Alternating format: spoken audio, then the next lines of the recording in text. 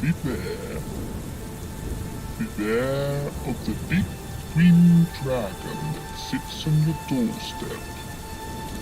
He eats little boys, puppy dog tails, and big fat snails. Beware. Take care. Pull the strings! Pull the strings!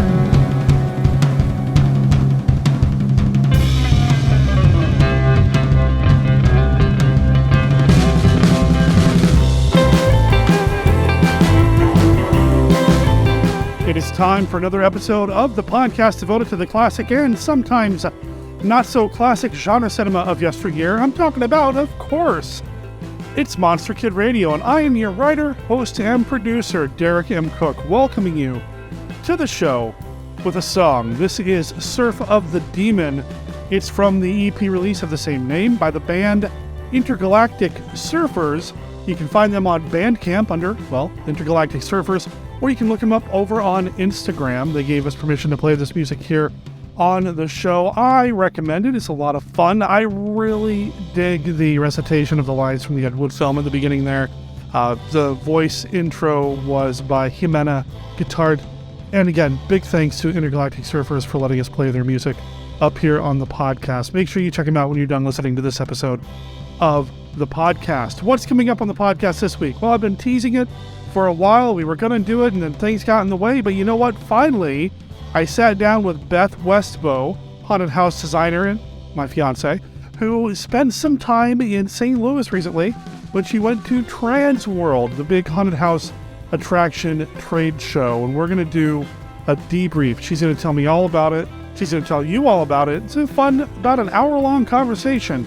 And I was just really happy to, one, spend time with her, but two, be able to hear about what happened at this event that I've only heard about. I've seen bits and pieces in various documentaries over the years, but I've never been. I've long been curious, and I think by the time this conversation is over, you're going to be less curious and more just wanting to go yourself next year. So I hope you enjoy the conversation. So we're going to do that. Plus, of course, it wouldn't be an episode of Monster Kid Radio if we didn't have our regular contributions, but there's nothing regular about them because they're just so darn special. It is Mark Matzke's Beta Capsule review and Kenny's look at famous monsters of Filmland, which we're going to get to right now.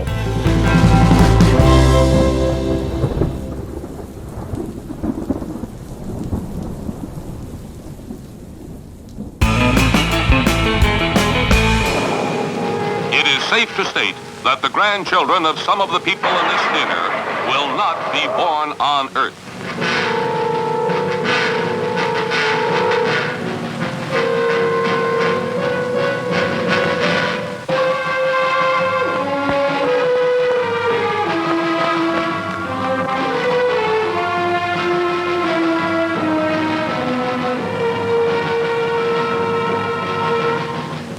They come from the bowels of hell, a transformed race of walking dead, zombies guided by a master plan for complete domination of the Earth. Plan 9 from outer space.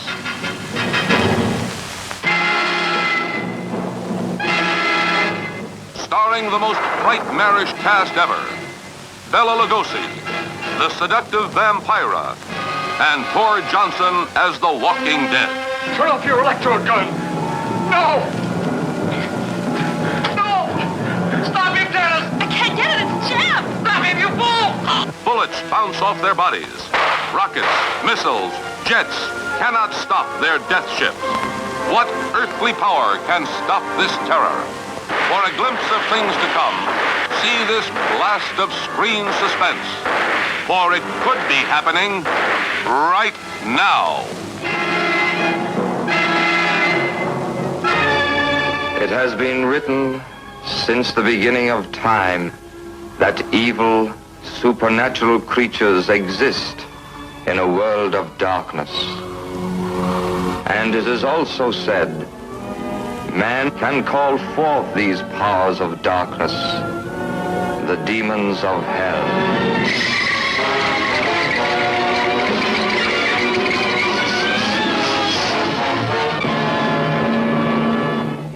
It is the night of the demon. And tonight is the night that Dana Andrews, as a daring scientist, defies the mysterious, murderous devil cult in a desperate battle against the demons of hell. Ah, why did you drop the poker? Red hot. It isn't, you know. Oh, my boy, you're as pale as death. There was something in here. He has been chosen. I've been chosen for what? What do you mean? Today I found all the pages of my desk calendar torn out after October the 22nd. I know why. He died on the 22nd. John, what's the matter? The same thing happened to my desk calendar after the 28th. The frightened girl. The master of witchcraft. You will die, as I said, at 10 o'clock on the 28th of this month. Your time allowed is just 3 days from now. Skeptical? Don't make up your mind till you see this masterpiece of macabre magic. Because, after all, evil supernatural creatures really do exist.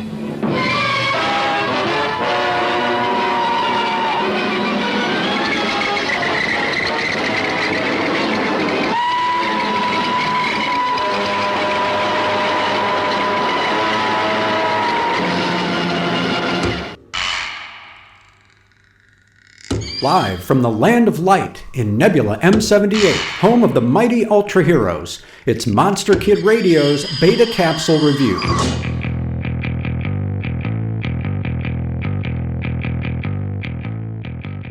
Return of Ultraman, Episode 4, Fatal Attack, Meteor Kick.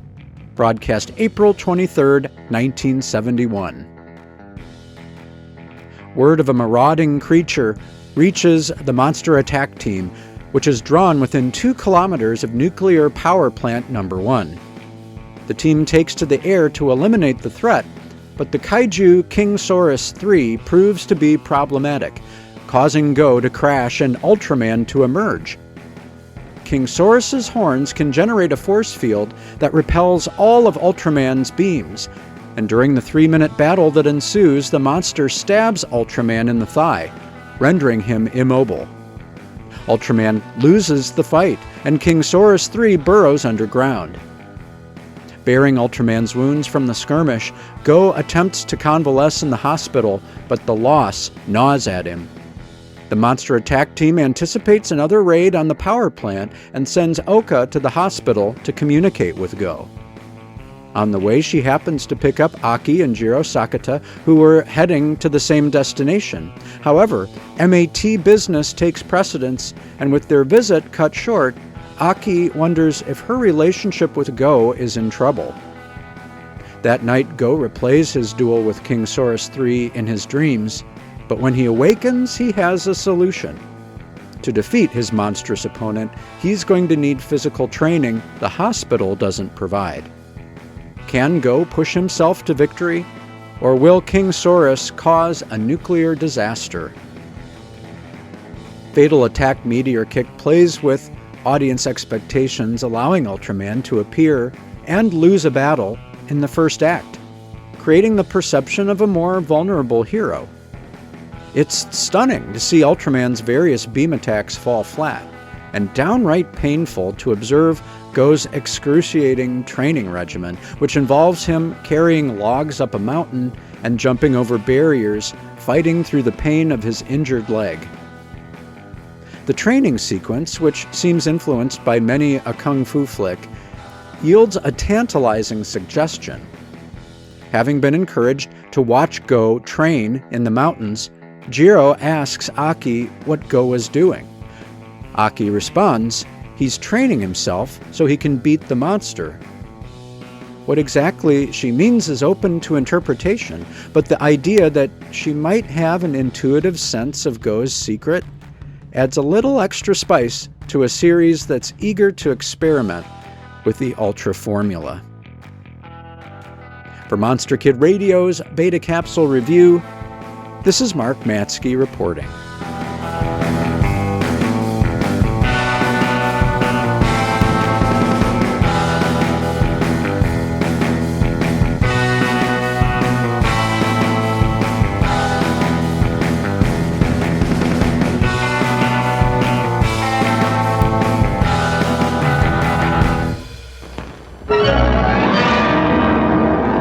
is the voice of the uninvited.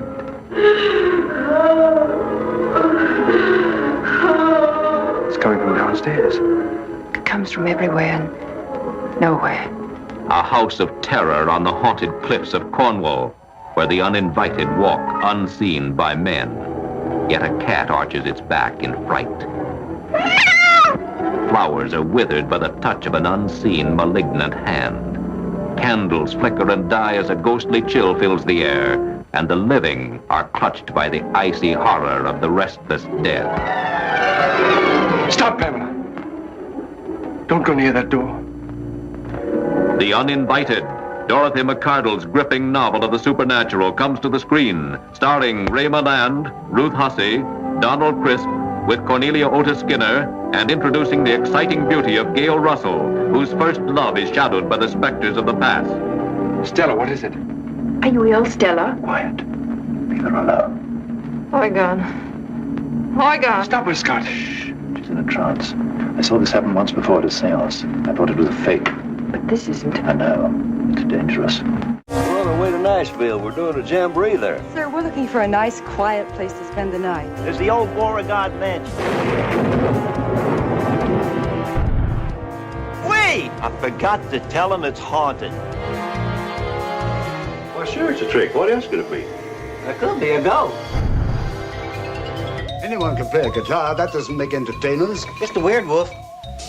A Weird Wolf?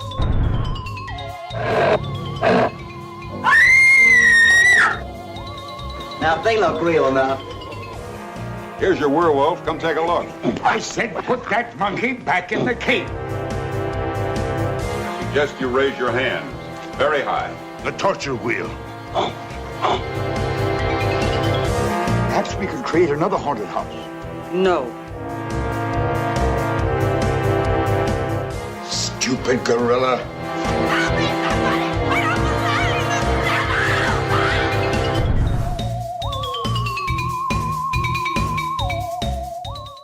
Hello there, Monster Kid Radio heads. This is Kenny with a look at famous monsters of Filmland.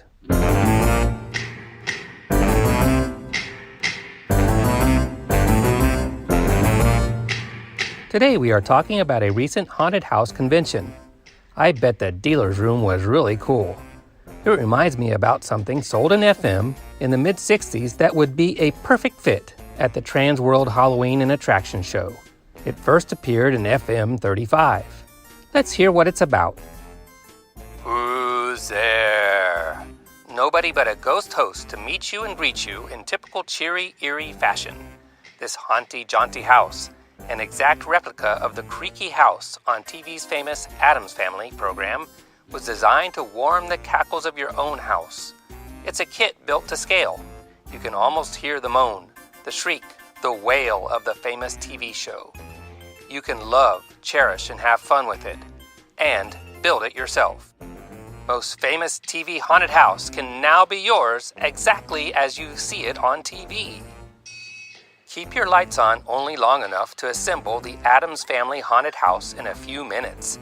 Then turn the lights low and shriek with the creak of banging shutters, angles, gables, chimney, and other creature features. Have a real thrill as you chill to your own cozy haunted house, exactly as lived in on TV's most famous spook show, Eek! New Addams Haunted House includes all these features. Exact copy of famous TV haunted house.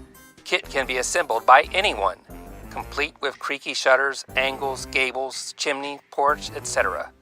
Kit available at a low $1.98. See this Addams Family TV haunted house at any store carrying Aurora's easy-to-assemble monster kits.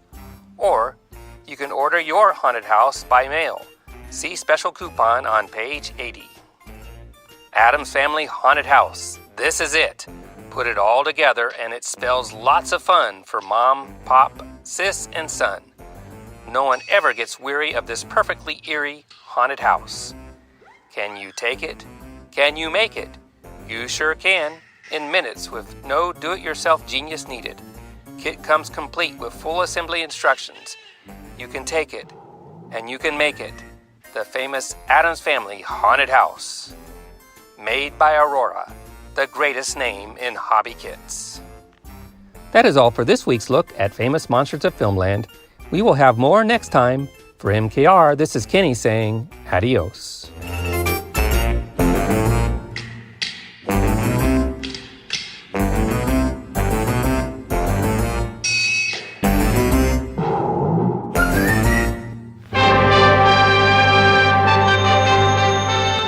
Ghost Breakers Incorporated. You make 'em, we shake 'em. Bob Hope speaking.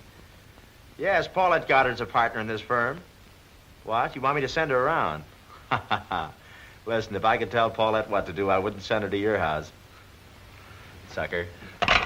You know, I never knew there were so many ghosts roaming around loose until Paulette and I got into the Ghost Breakers. Believe me, the Cat and the Canary was a pink tea compared to this picture. It all starts on one terrible night. Basil Rathbone must be giving a party. That's the night that Paulette inherits a ghostly ancient castle off the coast of Cuba. The place is filled with mummies and spooks that walk at midnight. There are murders and death warnings planned to frighten Paulette and me, but we ain't frightened. I'll match you to see who faints first.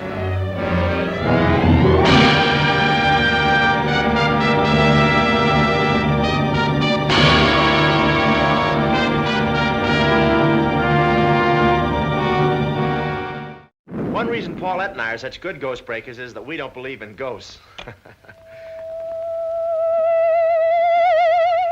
Or do I?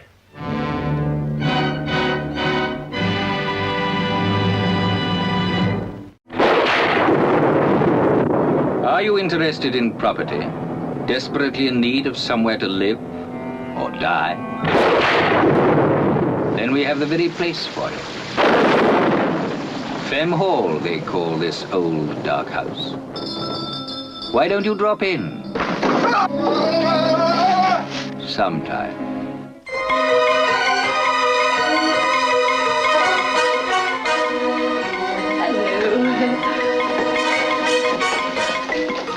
May I introduce a friend of Casper's, Mr. Pendrell? Such a surprise to find he had a friend. We're having you for dinner. Delicious. We should warn you that the Femme family have some very killing habits. But don't lose your patience, or you may lose your life. Living in the old dark house is Roderick, the eldest Femme. Then there's Cecily, the prettiest and youngest. Something terrible is happening here.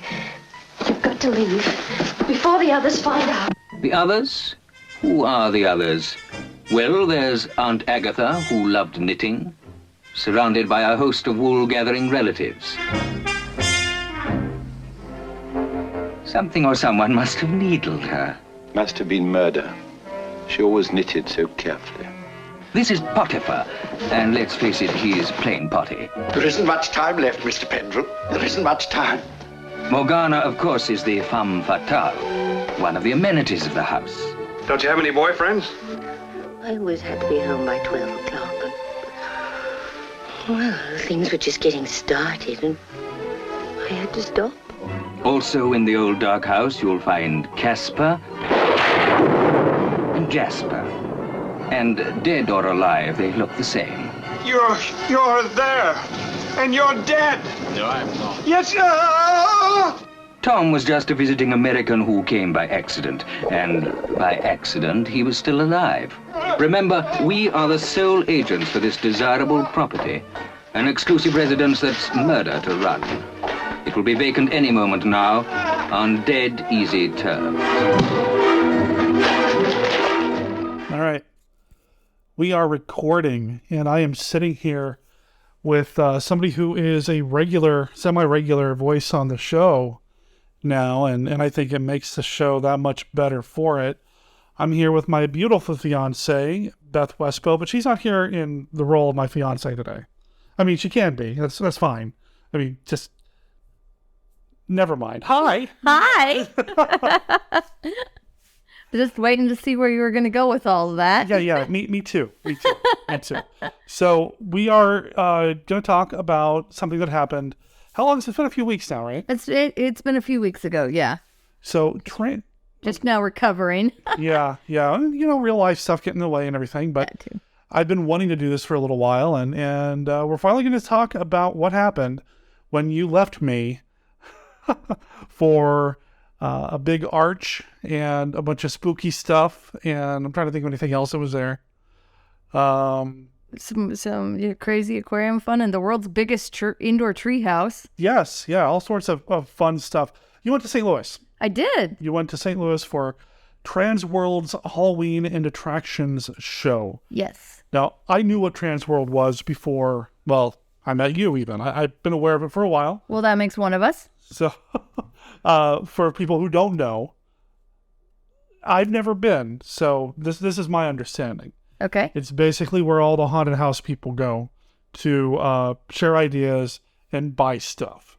Yeah, I mean, it's like any industry convention that you might have for your job. You know, if you worked in the medical industry, maybe you go to a convention selling medical machines and debuting new medical techniques, and they'd probably have booths where they sold scrubs and stuff like that. This is the same thing, but for the Halloween and specifically the sort of holiday event industry. So they really expanded, particularly since the pandemic. This was not the first year back, but the first year back full size with everything really going since the pandemic. They'd had kind of a smaller show the year before, but they really do everything Halloween. Anything you can think of that would be even marginally related to Halloween is definitely in there, but they also have a huge section, probably a third of the convention dedicated to Christmas experiences. Really? And then I'd say another 5%, and some of this is just within the other existing booths, like maybe they've got lights for Halloween and Christmas, but they're also like, here's also our light selection for Valentine's Day, or your Easter events, or 4th of July, or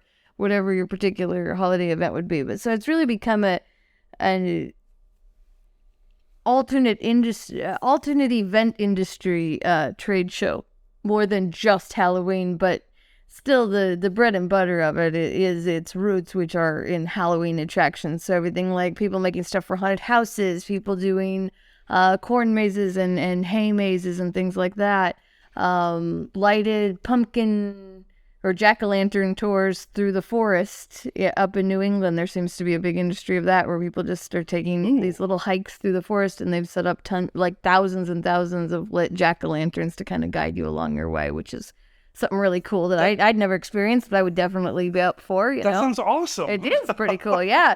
So just all different things, and then along with that, like any good learning and industry convention, dozens and dozens of classes in all different areas of the industry of how to make your attraction or your event better, but also how to make more money while you're doing that, and how to get along happier and healthier while you're doing it with, you know, your employees and your coworkers and all of your stuff, and how to store and create new stuff for your events. So all kinds of classes, quite a few of which I got to take and participate in. And really looking forward to next year actually teaching a little range of classes in some areas that I have some specific expertise in that apparently there was a big lack of. And so I'm excited to look forward to next year's show and doing that. But it was really a fun event. I got to go on behalf of Vendetta Productions here in the Portland area, and they're the parent company of PDX Scaregrounds, who does the series of haunted houses at Oaks Park during the Halloween season, our favorite season of the year. And so I got to go with a group of my fellow managers and creators from Vendetta and really go to a variety of classes and learn quite a few things. So I've got the website up on my screen right now, and I'll make sure there's a link in the show notes, of course. The website is haashow.com. Halloween and attraction. Oh, HAA. Okay, and attractionsshow.com. I'll make sure there's a link in the show notes so you can check that out. My understanding of the event, like I said, I thought it was just kind of a big place for haunters to show up and sell and learn. I've seen it in some documentary series, like that Making Monsters documentary series from a few years ago. They went there, and I had known about it because of my interest in all things spooky and masks and makeup effects and things like that.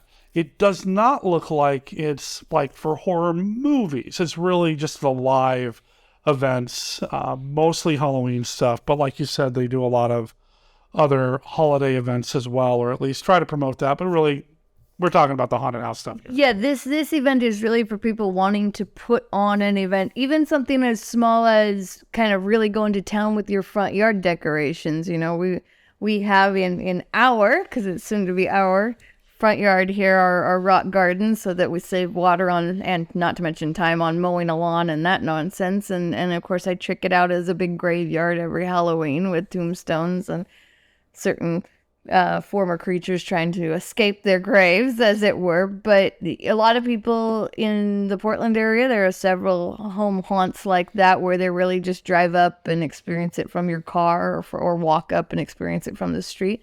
And so there's a lot for that sort of haunter, all the way up to, you know, a huge industry haunt like ours at PDX Scaregrounds, where we're putting on multiple haunted houses and side booths and gift shops and the haunt-themed food and all the other things. So there's something for everyone in that range, but it's not as much just for folks that enjoy horror movies. That's kind of a different set of conventions. Right. Yeah. Well, that's not saying that I'm sure you'd have a great time, but this is very much aimed at people who are wanting to put on some sort of attraction or event themselves, and all the way from, you know, the little individual guy who's just doing his yard up to the big guy bringing in 25,000 guests a season. So, and that's what we're going to do here in our front yard, is 25,000 guests. That's the goal. Yeah. At our place. They're going to have to put those speed bumps in when I get done. All right. So I already mentioned the website, and I want to go ahead and mention this now. The next one's happening in March of next year. Hashtag not sponsored, but TransWorld, if you're listening, just saying. Anyway. Yeah, how fun would it be? I'd love to actually talk to them about maybe doing an episode of Monster Kid Radio right there from TransWorld, because definitely dragging you along next year. You know, that is the plan. Live or as a corpse, one or the other. Under normal any other circumstances, I'd be worried, but I love you, so I trust you, and you know it'll be good. Till undeath do us part. Till undeath do us part. We're talking about our wedding vows earlier. That's today. right. I'll have to sneak that in there. Okay. I'm sure my mother will love that. Anyway. The neat thing about it is, you know, TransWorld is great, but they also are in St. Louis, which actually I was really pleased to find is an extremely affordable city to have a convention in. Like, I mean, a really nice big coffee or tea, and they had all the fixins as far as like different types of sugar and not sugar and creamers and different things, was $3 inside the trade show. Like inside the trade show, it was $3 for a huge coffee, like 24 ounce, something like that, with a lid. So very affordable in those terms, and tons of food right there outside the doors. I mean, and even for someone who's vegetarian, let me tell you, I've never experienced vegetarian barbecue, but it's a thing and it's delicious, and you definitely should go and have it. And the number of different ways that they do fried pickles alone in that city is worth a visit, in my opinion. But really great space to have a show in and to visit in. They're in the process of kind of turning over the city and really adding a lot of hotels. And there's also a ton of Airbnbs. We actually stayed, our group, because we had, 12 of us, we stayed in an old house that was clearly converted from back in the day. I had like a secret closet. I'm not saying it went to like the Underground Railroad at some point in time, but that secret closet with the deadbolt definitely went somewhere creepy at some point out of the room I stayed in. So a lot of options for staying that are really affordable and, you know, can put you right in close to downtown where everything is, and yet still feel like you're staying in some of these 200-year-old neighborhoods. So that was an unexpected surprise for me. And you're literally minutes across the bridge to Illinois. So, you know, if you want to go even further and visit some other places in the area, you can definitely do that within just a few minutes. The freeways are scary as heck. I'm maybe a little spoiled up here where we live with halfway decent drivers, but the only place I've been more scared is when I was riding in a tour bus in Shanghai, China. So it's like mixed Idaho roads with the drivers from China, like the ones actually there, you know, and that was Missouri for you on the freeways. But other than that, pretty fun time, and a lot of extra things are planned throughout the week, kind of weekend, because it's an extended event. They really run stuff all the way from Thursday through even a few things on Monday, so that if you're coming for, you know, the whole week or whatever, that you have stuff to do the whole time, and a lot of nighttime events and extra things to do. Oh my gosh, the number of drag brunches and karaoke bars near our Airbnb alone. We could have walked to 4 different places any given night, even on weeknights. And like barbecue is down there like Starbucks is up here. So no shortage of fun things. They were having quite a fun time the week we happened to be there because it was the week that their state formally had weed legalized. So lots of fun going on, as it were, with people getting maybe a little too excited for the first week of something that to us up in the Pacific Northwest has just been, a normal thing that people can do if they want for quite a while. But no, it was a really great city. I really appreciated the way that we were welcomed by the people of St. Louis, and they had a really great attitude towards conventions coming into town that I've definitely not seen in other convention cities. So if you were trying to host a convention for something, I would definitely recommend St. Louis as a place to do that in future. So, first of all, now that my fiance has alienated any Chinese bus drivers who might happen to be listening right now, I can't look at the previous event, the one that we're talking about now. Mm-hmm. I can't pull up like their schedule anymore. It's no longer available because they're getting ready for next year. Yeah. I mean, I have my printed copy of it right here. I was going to ask you about what some of the events were that you went to, panels and presentations and such. Okay, so because we at Scaregrounds have, and if for those of you who haven't come on down to Oaks Park yet, but I know you're all going to if you're in the area this year. But if you haven't been to a Scare Park, ours or anyone else's in a while, they've really started expanding and becoming more like fairs or even mini carnivals in a lot of ways. We're lucky with Oaks Park to have some of those rides, that go back even 100 years to when the park was founded. But a lot of places will have rides brought in and stuff that are just, your fun basic rides. I think you'd be surprised a lot of people to see how much fun that is. So part of what we learned was specifically haunted houses, but a lot of what we learned is how to do the business side and how to do the extras and the things that make it feel more than just a haunted house that you waited in a creepy warehouse district for 3 hours to see, that it's a whole full family experience and that everybody has something that they can do, whether they like haunted houses or not. And that's really becoming a changing thing in the industry that I found was interesting, is the something for everybody attitude. And, we talked on Monster Kid Radio about like the old Universal monster movies, and they always really felt to me like they were the kind of monster movies that had something for everyone. So I love the idea of moving the haunt industry more into the something for everyone, because I think I would have gotten involved in haunted houses much, much earlier in my life and not spent 3.5 sad decades not knowing how amazing they were. If there had been more of a something for everyone approach where I was at, and for an option for me or my family to go to when my kids were younger. So like some of the really great things that I saw, there's like a company that will sell you a giant plastic slide that you can set up down your hill and go down on inner tubes, I think like giant water amusement park. So that's definitely on my bucket list for the future. I just want to own one of those, and you can buy like extension pieces and color coordinate them. Like I'm just saying, super mega ride and slide. That would be, if anybody millionaires out there want to just like buy me a gift, I'll just take the 100-foot one of those. How do we put that on our wedding registry? That's what I'm sure my friend Hugh down there would help us. But a lot of the cool things that I got to see were really neat. If anybody else is planning a wedding, like we are, or another event or something, and you want some like hints on places that you might go to for like cool side attractions, like a giant slide to go down your hill. Maybe you have property you're getting wet on and you want to ride down the aisle on a giant inner tube. I'm not going to judge here. That'd be awesome. Or things like the number of different ways you can do a photo booth, and maybe your event, whether it's a wedding or an anniversary or a birthday party, maybe you have someone with a 50th birthday coming up very soon that you need to plan a kick-ass party for because they're such a wonderful, amazing human being, and you want to have a photo booth at it. There's so many simpler, far less expensive than you would think options for that, and I'm happy to pass on. I've got different cards and contact from the best of the different people I talk to, and they kind of each work different areas of the country. So definitely, if you want to get in touch with us and let us know, hey, I was looking for this or that. Do you have an idea? We'd love to pass on those, and we'll try to put as many up on the website as we can. Two of the organizations that I really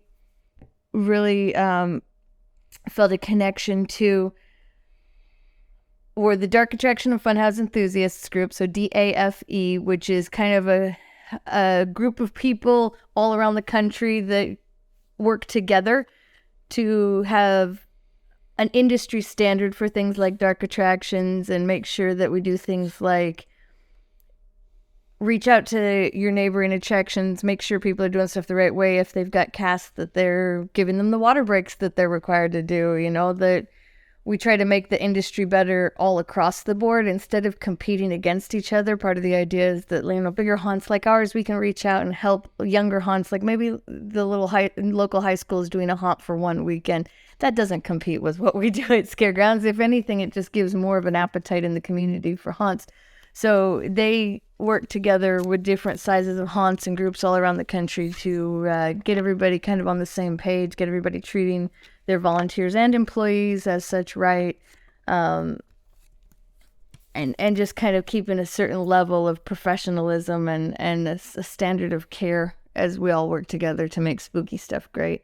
And they've even worked on stuff to do with different haunt-related movies and spooky movies out there too, which can be really great because some of the makeups and prosthetics and different things that might seem like, oh, that's really cool, that looks great, but if an actor has to wear it for 16 hours straight and it adds another 30 pounds hanging off their face, you know, someone not in the industry wouldn't realize that. They'd just say, oh, this looks really cool, let's do it. They don't realize the way it's going to wear on an actor. So nationwide groups like this can really help get the word out of what is and isn't okay in our industry, whether it's for film or live performance or whatever, and make sure that everybody's being treated safely and well.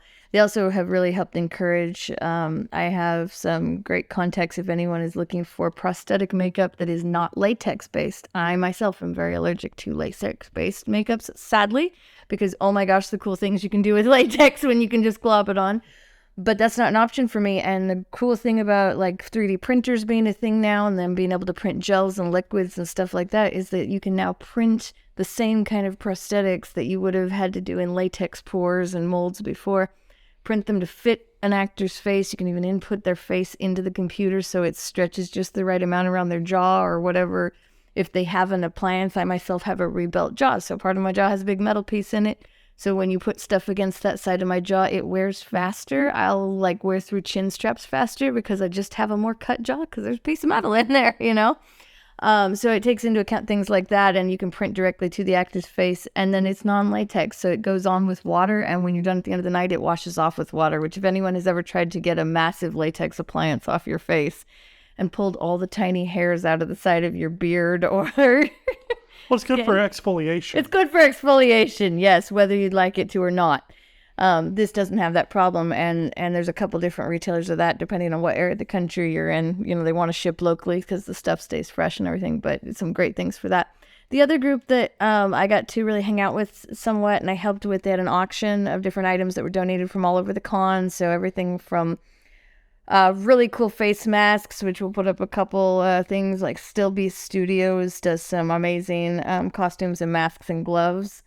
And they're fairly affordable and really, really well-made stuff that's really going to last. So that was one of them. I've got another one, Unsub Masks. We'll put those guys up too.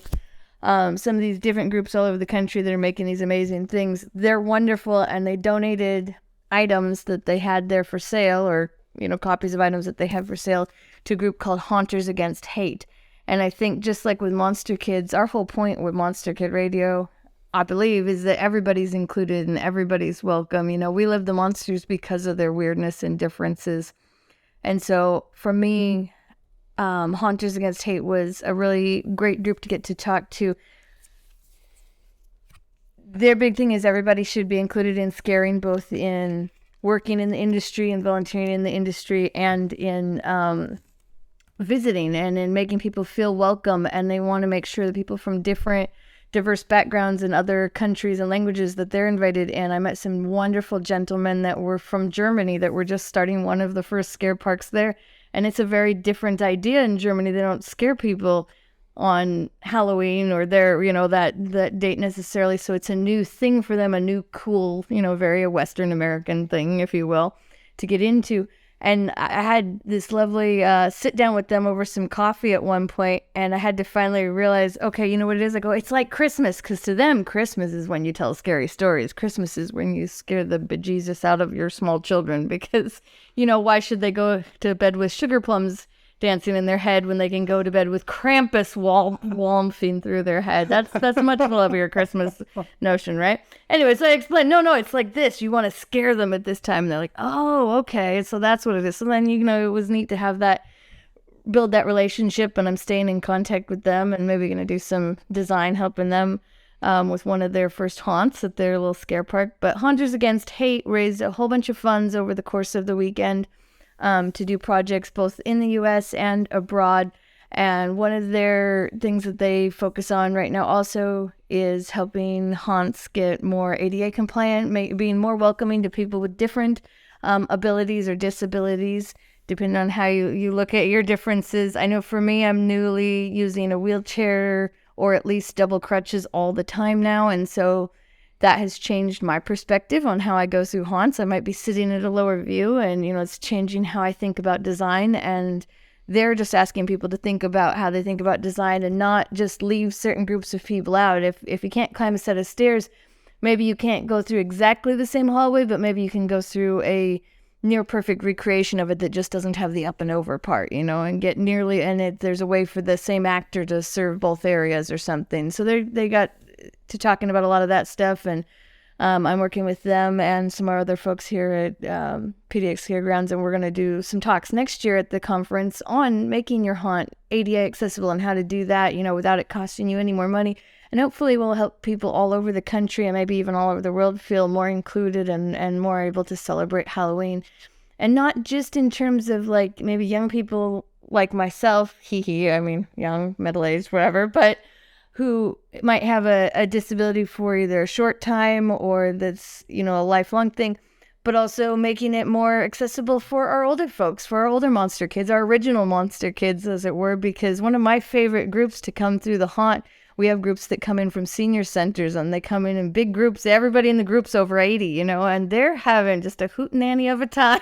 Like, you got to make sure they finish their alcohol before they come through the haunted house, but like, they're trudging along with their canes, and some of them are in a wheelchair, or some of them have a walker, and they have a fantastic time. And I want the haunts to be designed and to be focused for them as well, and what things they like and remember and honor from all the past of monsters and haunting and ghostly things and all things Halloween. So Haunters Against Hate, they do a really good job. Definitely, if you want to go through them.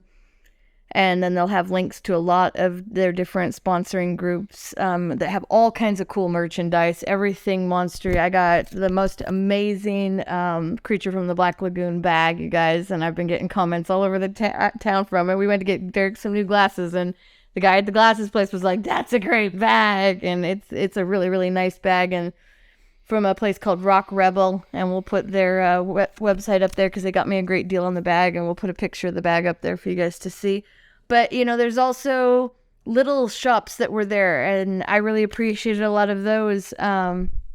Firefly Scenic Studio helps do background pieces and like drop cloth or even 3D drop cloth type things. They can do some amazing backgrounds. If you're going to have a big themed party, or maybe you're going to have a murder mystery or your own movie festival where you would like one background that looks like a piece of the jungle out of the Creature from the Black Lagoon or a wall from Dracula's castle or something, they can do some amazing stuff for you and ship things flat, and then you put it up. I mean, it's incredible. Even things with blacklight paint and glow-in-the-dark things. So stuff like that's pretty amazing. Can I interject real quick? Yeah, go ahead. So you covered a lot, and I want to... I know. No, and that's great. I'm glad. This makes my job easier. There will be links in the show notes to everything that she's mentioning. I'm going to do my best to make sure it's all in there. So monsterkidradio.net, make sure you go there because that's where everything's going to be. There will be a picture of the Creature from the Black Lagoon bag, backpack, whatever, as well as another purchase that she made while she was there. Your new friend? She's creepy. I'm really excited about Haunters Against Hate and the idea of making these events more inclusive. Yeah. I don't want to mention names, but we as a group went to a semi-local haunt. Yes. Together. And I wouldn't say that I'm disabled. I might say maybe I'm differently able. I don't know. I'm tall. I'm old and broken. I've got a bad back. I've got bad knees. It's hard for me to get up and down. I'm out of shape. And there were parts of that haunt that were very, very difficult for me to get through.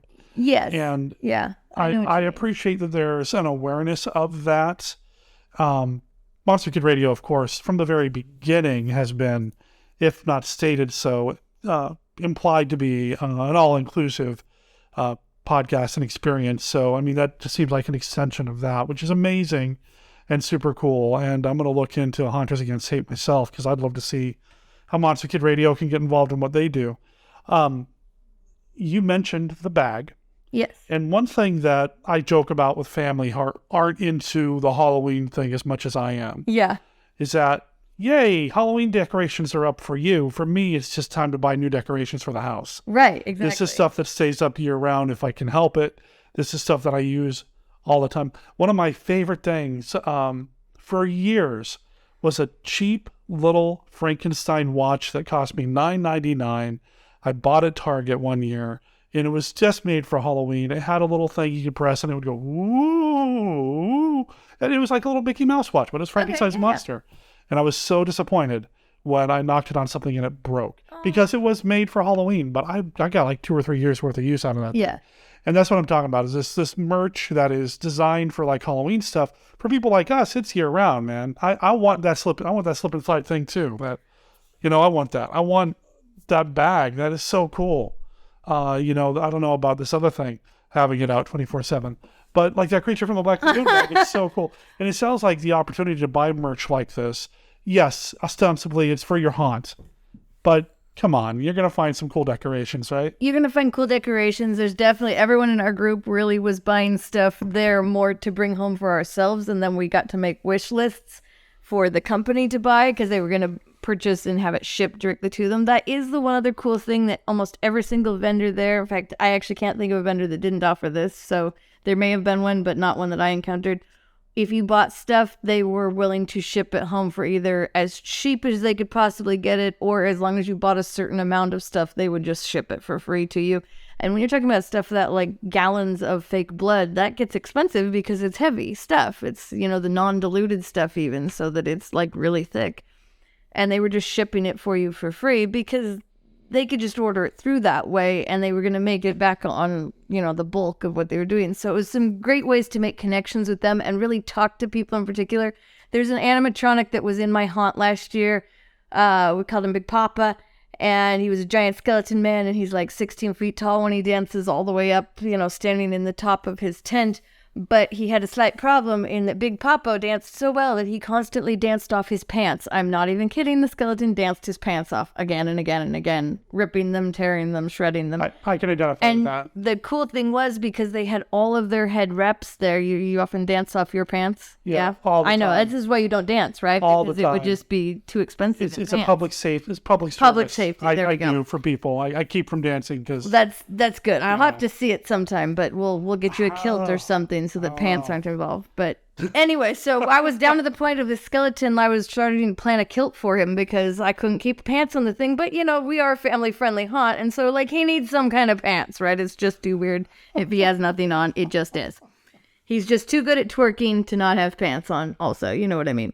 Anyway, so I tracked down all of their different texts and finally got the answer because they had one on display and it was clearly pantsed. That doesn't sound right. Unpantsed? I don't know. It had pants on, okay? And the pants were not coming up. He was decent. So I finally asked the guy, and he just took me back behind it and turned it off for a second and showed me exactly what he'd done. And the trick was he doesn't really wear pants. It's just different pieces of fabric that are, like, directly put onto his bones. And so he doesn't actually wear pants, and I knew it. But I couldn't have gotten that level of, like, personal service and question answered, though, just emailing somebody, like, because I couldn't show them exactly what I mean. And then as soon as I did, they were like, oh, yeah, here, we can totally give you the answer. So the connections in the industry and the ideas for new things, if you are someone planning a haunt, and you're looking to grow your event, this is a fantastic place to look. Also, if you're looking to buy like secondhand animatronics, secondhand statues and things and pieces, a lot of the different haunts, because it's in the center of the country, will drive in with trailers full of stuff, and then they are selling things while they're there, and they're reselling old things so that they can buy new things for their haunts. So it can be a great source to both purchase stuff on the spot, but also to make the connections with groups and go, well, what do you got that you're getting rid of? Oh, well, you know what? I need something like that. How about we make a deal? And I can swap you this for that, plus a little bit of money, or make all those connections with people that I just don't know how you would make those connections otherwise, because we're all so spread out all over the country. You said something that caught my interest, and I don't know if it's, you know what, it's relevant. It's my show. Yeah. You said people selling gallons of fake blood. Yeah. Is it cheaper to buy fake blood than make your own? It seems like that's something that any good hunter worth their salt would know how to whip up. Well, it really starts, it actually can be, because you can buy it basically watered down, where you're literally just adding warm water to it to dilute it then at one point. So it's less sticky. It's easier to clean off when you need to, but it's also of a quality that if you're putting it on and you want it to stay and be more weatherproof, then actual fake blood is much better for that. Like when I've got dead body parts hanging from the ceiling, on rope, and I want them to look bloody, real fake blood is so much better than fake blood that you just whipped up from some cornstarch and food coloring at home. The food coloring is going to stain people. You're going to get some old lady that walked in her white fur, and now she's freaking out because your Caro syrup and food coloring has permanently ruined the stupid thing she chose to wear to a haunted house in October in Portland. This totally is not a real story that happened at all either. Ha ha ha. Like, the fake blood is made to not stick to her stuff. Once it dries, it's going to just stay on the thing and look real. It's a set dressing quality product. It's not. Now, there's nothing wrong if you're at the point in your haunt where you're a new thing, you're making stuff from scratch at home. That is the place in kind of the haunt step level that you're in, and that is perfectly legitimate, and you do what you got to do to get your stuff going so that you get to that next level where you're ready to do, industry fake blood. But yeah, when you're ready to set dress things and have them stay good for years, getting the right stuff, just like anything, the right tools, the right equipment, and the right, products, it can make a difference. And by getting them in bulk and buying them from people when they're ordering in large quantities, so they're willing to give you a cheaper deal even when you're not buying a pallet worth, you can outfit your unit for a lot better. Interesting. I always added a drop or two of dishwashing detergent to my fake blood, of course, syrup and food coloring to try to prevent staining, but it made it so that you couldn't really put it in your mouth. Which you could. But well, you could. You'd be Bubble Boy. Yeah, well, and it didn't taste good. No, it does not taste good. It shouldn't taste good anyway. Well, I mean, it's corn syrup and food coloring, and it's just super sweet and thick, and sure is what gave me diabetes. But sure, that's it. That's gotta be that was it. Yeah. Interesting. Okay. Anyway, but yeah, no, it was neat. And, that was the kind of cool thing that you could talk to the different vendors, because there are different vendors of different types of fake blood. It's amazing, there's going to be like at least half a dozen different places that are fake blood is made in this country. You know what we ought to do? I'm just spitballing here. A future episode either of Monster Kid Radio or the newly launched YouTube show, Monster Kid X, over at our Team Death YouTube channel. I'll talk about that here later on. Team Death. Maybe we do like a review of like 10 different movies and their fake blood quality. Oh, I'd love that. Yeah. I have thoughts. The original Dawn of the Dead I'm going to bring up. Yeah. Not to, bias you, but it's not good. I love Dawn of the Dead. I love the original Dawn of the Dead so much, but they used a processing chemical with dye in it. I like when you can see the zipper sometimes. Well, yes, but this... It's okay to see the zipper as long as you know that it's the see the zipper kind of movie. Well, that's the thing. Dawn of the Dead isn't. So a lot of people, even people that were involved with the movie, have regrets about that. But anyway, that might be a fun episode. Listeners, would that be fun for you to do let's review the blood? What's in the blood? I don't know. What's thicker than what? We'll come up with a clever name. Anyway, so TransWorld, buy your blood there. And Big Papa, with or without pants. it sounds like it was a really neat time. It was a really neat time. I learned so much. I really learned a lot on, I got to learn a lot about escape rooms while I was there, as well as working with different generations, which for me is funny because I kind of am right in the middle. So I'm on the exact edge of Gen X and millennials. I'm in that weird Zennial slice there for a couple years, and it lets me kind of be a referee in between all the way from the boomers and the Gen Xers down through the millennials and even the Gen Z. And I can kind of understand enough about each generation to help them all work together. And that's one of the roles that I kind of played in the bigger organization there with the Haunt. And so it was really interesting for me to get to talk to some other people that do that with their organizations and see the tricks and tips that they had. And then we got to exchange ideas and to talk to people about, you know, like I said earlier, ADA compliance and making things so that folks can get through no matter what kind of mobility aid they need and stuff like that. I had been kind of at a loss because the makeup company that I had worn for years, it turns out had changed some of their formulas and gone really bad for your skin. And I was basically throwing out everything I had. I won't get into what company that is, but let's just say they knew what they were doing the whole time. And if you know what's going on in that world, you'll know who it was. We're not talking, we're talking like cosmetic. Cosmetic We're not makeup. talking like special makeup. Not like special effects, just even regular makeup. And I was able to find a new makeup company and you know, get some stuff on that. And I'm gonna do probably another video and we'll link into stuff on that company and kind of a unboxing sort of video talking about using some of their stuff. But it was really exciting to kind of get to view a whole bunch of them. The new one I found is called Lunatic Cosmetics, and she makes all her stuff herself, and it's totally vegan and very, very easy on, easy off. Like, you can easily wash it off with just some soap and water at the end of the day. She does have like some waterproof formulas too for certain things, but really, really pretty pigments and colors and everything. If she sells something and it's on an eye palette, everything is safe for your eyes. None of this, well, you should have known that the sparkly one on the eye palette wasn't for your eyes. No. She's straightforward about what it is. And zero talc, which if any of you are a cancer survivor like myself, you know, you want to have zero talc in anything that you're putting on your face or your body, because that's a big bad no-no for all of us, and really should be for anybody. So it was really neat to get to talk to her. And she's the originator of the whole company, and she talked about how she went to school and learned chemistry and decided to make her own because she had problems with being allergic to a lot of the just regular products out there, and she wanted something better, so she made her own, and it turned into a whole company.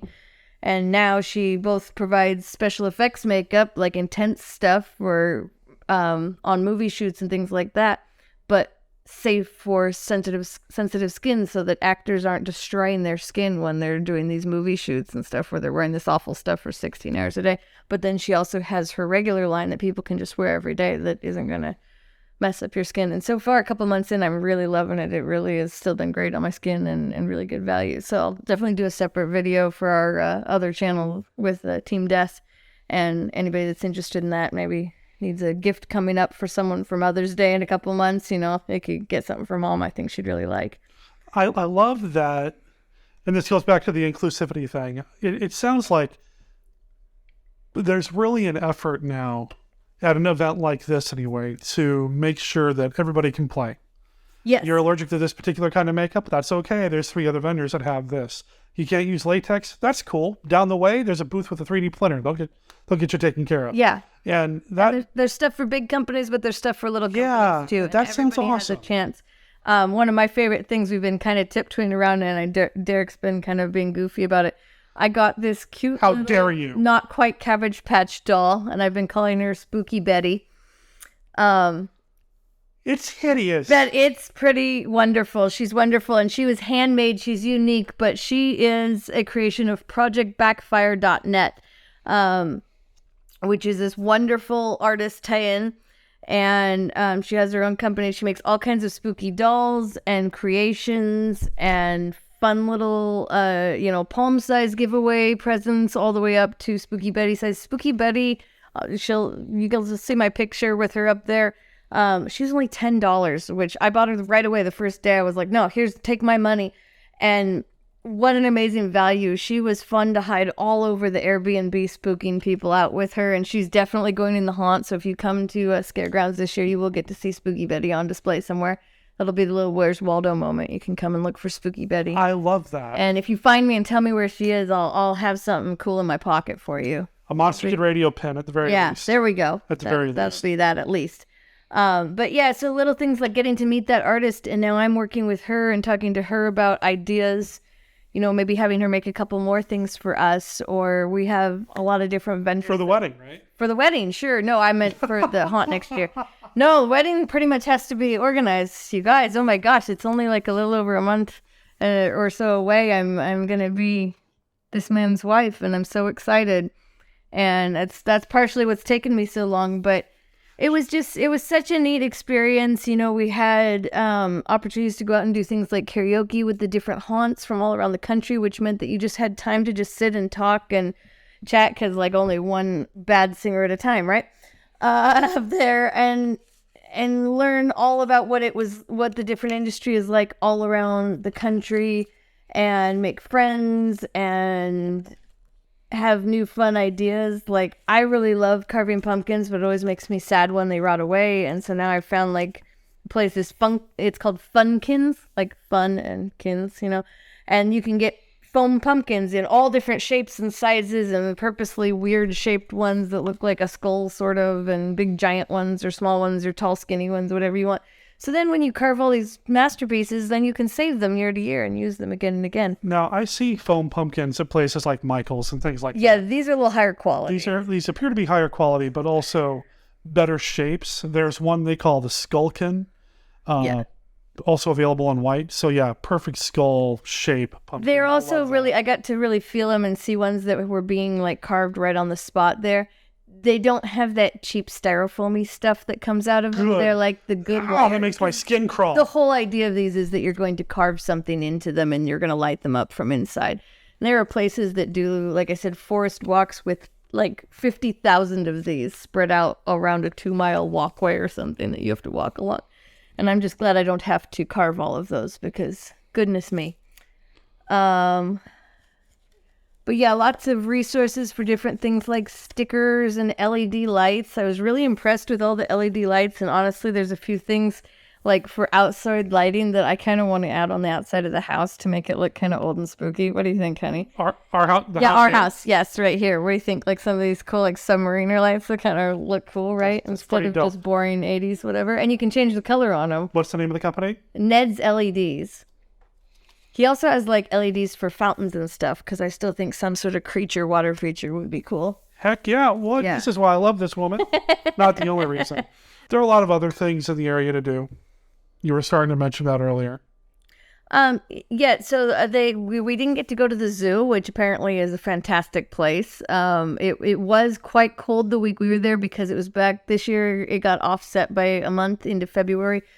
I've been assured that March is much more temperate in the St. Louis area, far less 14-degree days. That one stole my breath a little bit, I'm not going to lie. Although the city was set up for it, we didn't ever feel a problem driving around in it. Stuff was salted immediately overnight, and it was never like scary to drive around in it. But next year I'll be in March, so you have a whole year to plan if you want to go and join us there. And they do have like passes for just single days, or you can do like, I believe, a 2-day pass, and depending on how many classes you might want to attend, or if you more just want to do the trade show floor, there's all different options for tickets for that. Although if you're going to be there a week, I really recommend doing one with at least 5 classes. I really felt every class I went to had something of value, even if it didn't end up being exactly what I thought the class was going to initially be. I came away with pages of notes in my Rocket book, and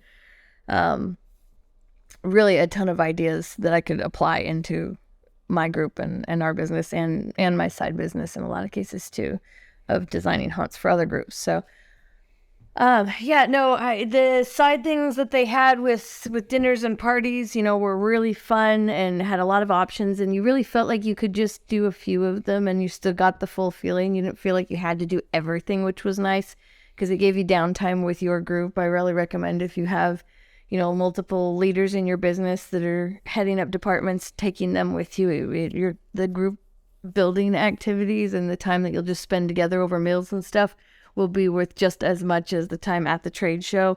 And then getting to find things and then bring your people over and go, hey, what do you think about this? Like the different photo booth processes. We were literally dragging people over to the one we'd kind of decided we liked the best and having everybody try it out and get a photo in it. And so that was great because now when we talk about it, everyone knows exactly what we're talking about, the exact same experience. And so there's no question what that will be like. We all know what it's like. We've done it, and getting to do some things like that for real.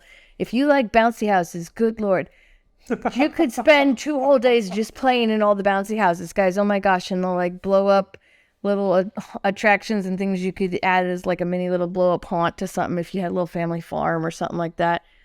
Very, very family friendly. But yeah, the Lego one, guys, the Lego one. It was worth dragging myself because I was on the crutches at that point in time, dragging myself up and through it because it was so much fun. But yeah, no, this place has a lot of different things. If you want to do parties or events at a location that you have, this could be a great way to add some other money-making up-tos into it. But yeah, we went to a couple different really cool places. We went to this amazing, cafe called Blueberry Hill, which was run by a family of Chuck Berry, which was really cool. And then there was the big record store and recording studio that was right down the street. And they have this like Walk of Fame, kind of like the Hollywood Walk of Fame, but it's all people from St. Louis. So it'll be like John Goodman, and then it'll be like Chuck Berry and different people like that. And you get to see all their stars and this amazing old record store. I actually bought a CD because I have a huge box of records I'm trying to sell, not buy more of, because I don't have a record player, which is sad, but it's okay. I'll keep the best ones. Don't worry. But I got a really cool new Carole King, well, not new, but new to me, Carole King CD. There's always something interesting about buying like a used piece of music like that and then getting to play it, and it has like sometimes a little skip or certain songs that clearly have been played a lot more, and it's just like a window into somebody else's thought process and time. I think movies can be the same way. If you can tell sometimes on old VHS where someone you reversed to and watched again and again and again, you get little hints of it, and it's just kind of neat to see. It's usually where all the naked parts are. You can tell when.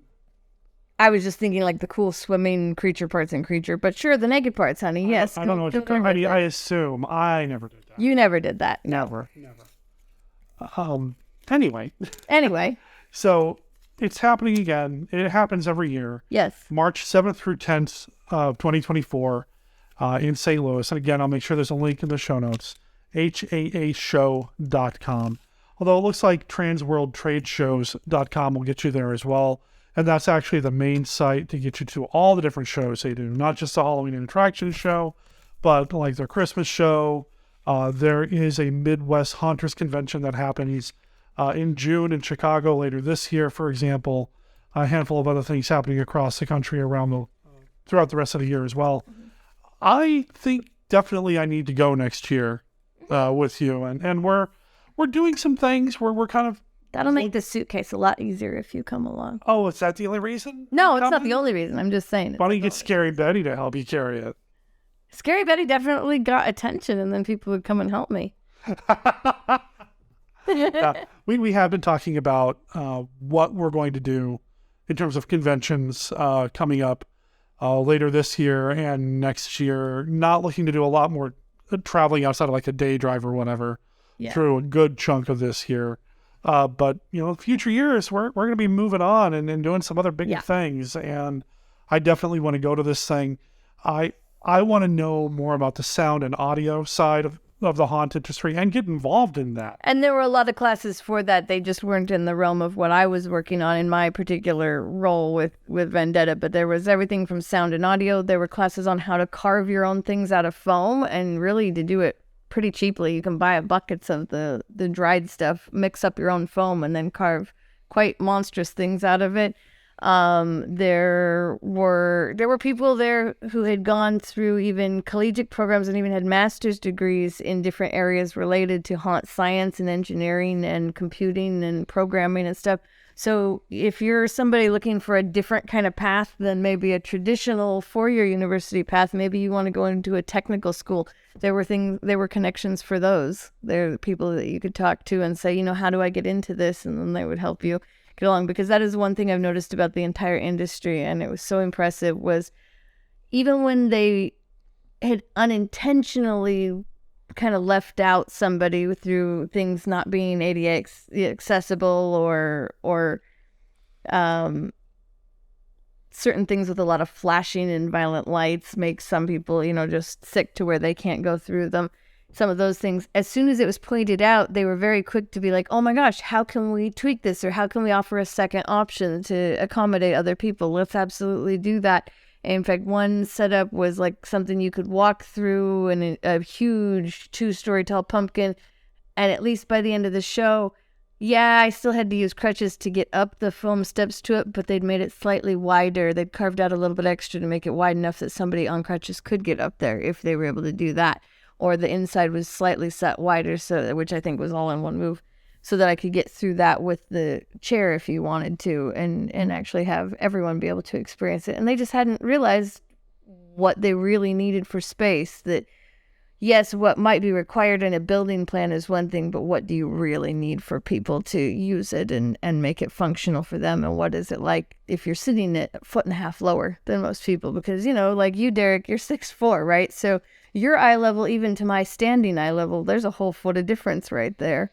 Right. And then if I sit down then from that level, that's a whole different world of what we're both seeing on the same attraction. And so it's just the idea of opening up people's ideas of, we should design for all these different levels. And then we're catching not just people in wheelchairs, but guess what? There's lots of kids who have been monster kids since they were 4, 5, 6 years old. They want to be at the haunted house at 7 years old. And that's all the taller they are. It's the same as an adult sitting down in a chair. So shouldn't they have just as good of an experience, since they had to pay for a ticket too, as the guy that's 6'4"? Yeah, get those kids. And then, get those kids. There we go. Well, and then not all the monsters have to get you all the time, right? Because it's always about scaring the big guy, let's be honest. That's true. I'm a target. But really, throughout the industry, everybody was so welcoming and so open to ideas and to talking about things. And even when they didn't realize something was a problem, as soon as they did realize it was a problem, they were like, oh my gosh, let's figure out a way to solve that. Let's figure a way to change that and make it more accessible and better for everyone. And it wasn't just about selling their product. They really were interested in working with these different groups and different people and making things work for folks all around the country and in all different climates and stuff. We were talking to people who have haunts they're trying to do in Alaska, where literally they have snow on the ground and they're doing them in tented sections hooked together on like trenching down to the snow. And I'm like, oh gosh, okay, that's a whole level I don't even have to think about, is not slipping on snow, but they're just so intent to have this haunted house, Dedication. It's fun to see people that dedicated. So I want to go ahead and wrap this up. Yeah. But, if there was, and I think I know the answer to this, one takeaway from TransWorld that you are going to apply to this year's work at Scaregrounds. What's your one takeaway? I can kind of guess what it might be, but I'm curious to hear. I think my takeaway is that my instinct to make it work for my audience and make it work for my people, both that are coming as a guest and are working at my fiction, make it work for them is the key. It doesn't have to be the same as everyone else's. There's a reason there's a lot of different vendors. There's a reason there's a lot of different price ranges. Make it work for your people and your group and your organization, and don't be afraid to be a little different than what's on the biggest industry standard out there.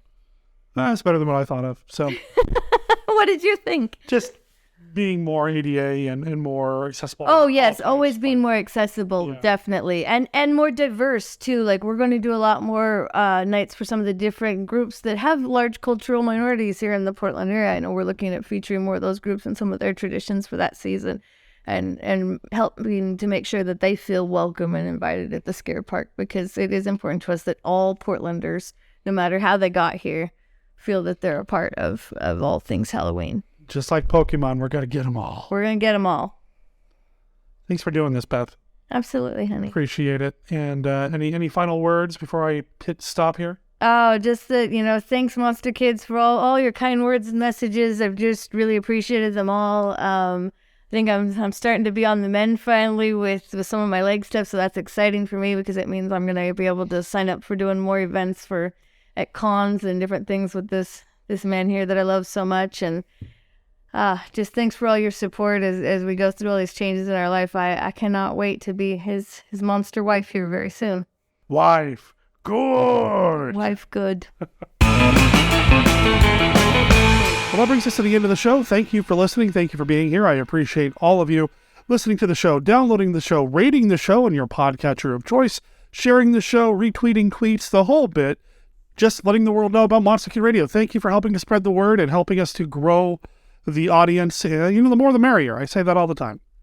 Anyway, you can find out more about Monster Kid Radio over on our website at monsterkidradio.net. You're going to find links to everything that we talked about in this show over there. You'll see a picture of Scary Betty that Beth mentioned as the cover art of this week's episode. And I'll try to put a picture of that creature from the Black Lagoon bag that she was talking about as well. It's a cool backpack, man. I dig it. But we're going to try to get that up there as well. Also, every website and company that she mentioned in her conversation about TransWorld, I'm going to make sure there's links to all of those websites and companies as well. So again, monsterkidradio.net, that's where you're going to want to go. We also have a Facebook page, a Facebook group, a Twitter, a Discord, a Patreon, a Reddit. We're all over the place. Join us wherever you are. In whatever social media outlet you use, please join us and get the conversation started or keep the conversation going. If you have any feedback for the show directly, we'd love to hear it, and I'd love to include you in an upcoming episode of Monster Kid Radio. You can email me at monsterkidradio@gmail.com, or you can call and leave us a voicemail at 360-524-2484. Again, that's over on our website. It's all there. I keep telling you, monsterkidradio.net. That's where you're going to want to go. Normally, that's also where I would direct you to let you know what's coming up on a future episode of Monster Kid Radio, but I've got a couple of irons in the fire, so to speak, so I'm not 100% sure what's going to happen yet. Stay tuned, though, especially to our Facebook page, because that's typically where I announce what the next episode is going to be, if I don't already have it planned out now. And I just don't have it planned out now. So stay tuned for that. Cool? Cool. Until next week, Monster Kid Radio is a registered service mark of Monster Kid Radio, LLC. All original content of Monster Kid Radio by Monster Kid Radio, LLC is licensed under a Creative Commons Attribution, Non-Commercial, No Derivatives 3.0 unported license. Of course, it does not apply to the song Surf of the Demon. That is copyright 2023, Intergalactic Surfers. You can find them on Bandcamp under intergalacticsurfers.bandcamp.com. You can also look up Intergalactic Surfers on Instagram and find them over there as well. Check them out. Let them know that Monster Kid Radio sent you. My name is Sarah Kim Cook. I'll talk to everybody next week. Ciao. Beware of the big green dragon that sits on your doorstep. He eats little boys, puppy dog tails, and big fat snails. Beware. Take care. Pull the strings! Pull the strings!